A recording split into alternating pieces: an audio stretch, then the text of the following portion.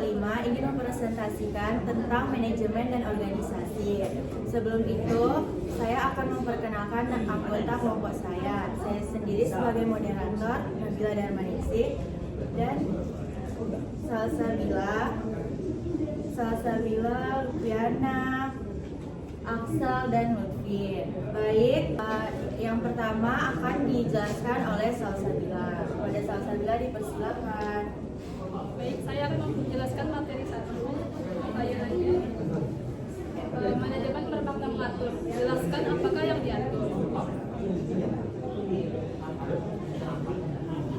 Manajemen adalah proses yang melibatkan pengaturan dan pengelolaan berbagai aspek dalam suatu organisasi untuk mencapai tujuan yang telah ditetapkan.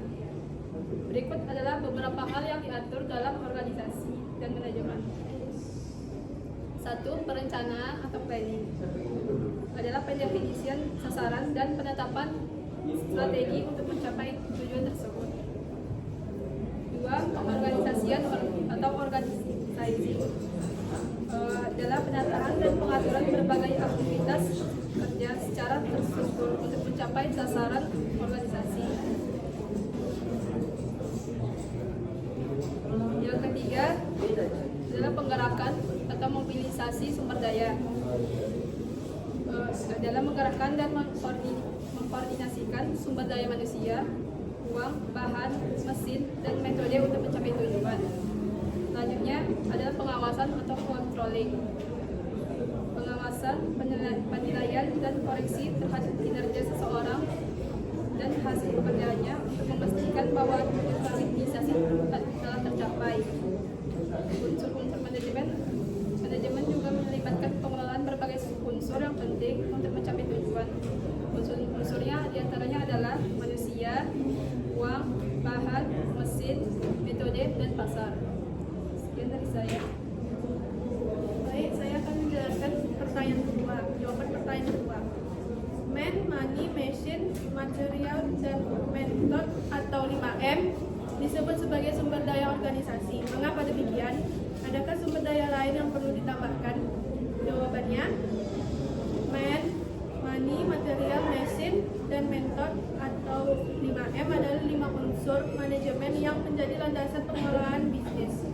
Kelima unsur ini dianggap sebagai sumber daya organisasi karena masing-masing memiliki peran penting, yaitu man, manusia.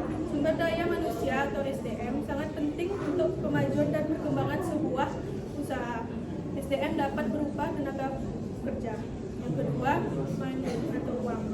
Uang merupakan modal untuk pembiayaan seluruh kegiatan perusahaan. Yang ketiga, material bahan. Bahan baku merupakan unsur utama untuk diolah sampai menjadi produk akhir untuk diserahkan pada konsumen. Yang keempat, mesin. Mesin merupakan sumber daya yang terdiri dari alat dan teknologi yang digunakan dalam proses produksi atau menjalankan bisnis. Yang kelima, metode.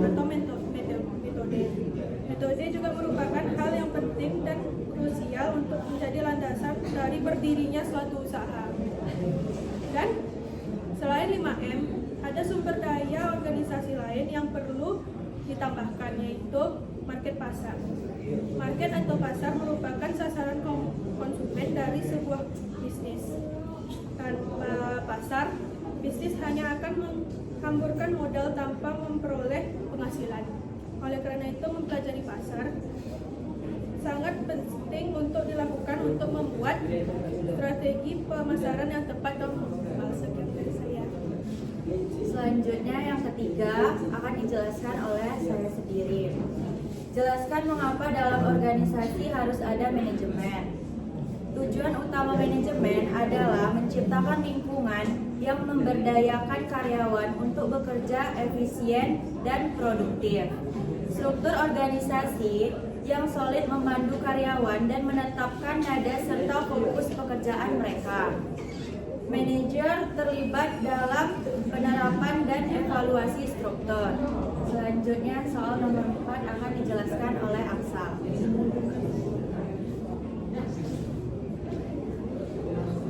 Baik, di sini saya akan menjelaskan materi yang keempat. Pertanyaannya adalah Sebagai individu, apakah kalian punya perencanaan? Berikan contoh dan penjelasannya. Nah, di dalam perencanaan individu itu ada 4 macam yang akan saya berikan contohnya. Yang pertama itu ada perencanaan pendidikan. Perencanaan pendidikan melibatkan memilih program studi yang tepat, seperti menyusun jadwal belajar dan memantau kemajuan akademik. Ini membantu mencapai tujuan akademis dan mempersiapkan masa depan karir. Lalu yang kedua, ada perencanaan keuangan pribadi. Perencanaan keuangan membantu dalam mengelola pengeluaran, menabung dan berinvestasi untuk mencapai tujuan besar, seperti membeli rumah. Ini melibatkan pengaturan anggaran dan pemantauan kemajuan secara teratur. Lalu yang ketiga, ada perencanaan karir. Perencanaan karir melibatkan pengembangan keterampilan, mendapatkan pengalaman yang relevan, dan mencari peluang untuk mendapatkan promosi. Ini membantu dalam mencapai tujuan profesional dalam jangka yang panjang. Lalu yang keempat, ada perencanaan kesehatan dan kebugaran.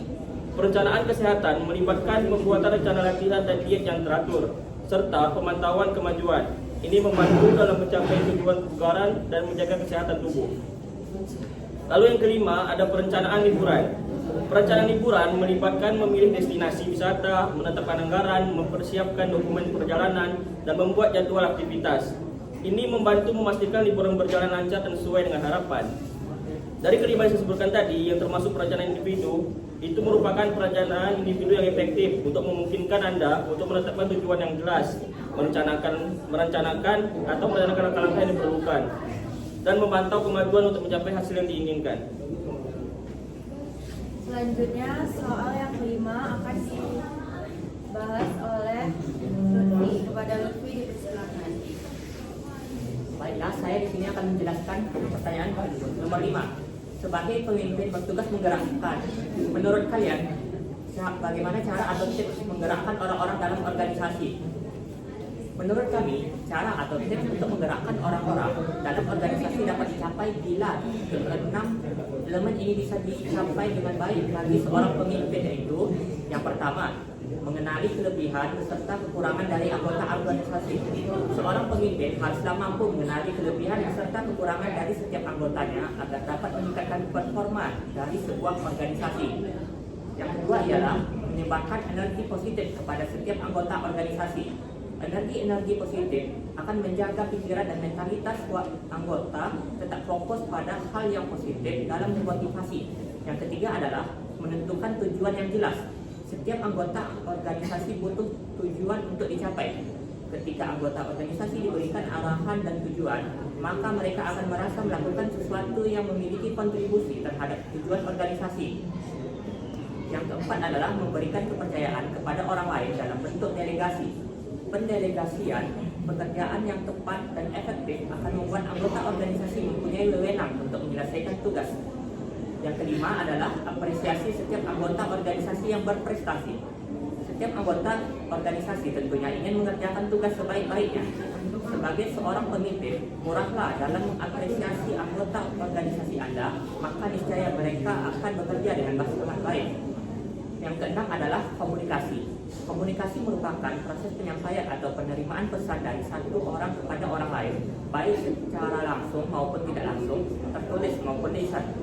Jadi, komunikasi merupakan kunci dari segala kunci bagi kesuksesan seorang pemimpin yang mampu menggerakkan orang-orang pada suatu organisasi. Sekian dari penjelasan dari kelompok kami. Jika ada kesalahan, mohon dimaafkan. Kami akhiri dengan wassalamualaikum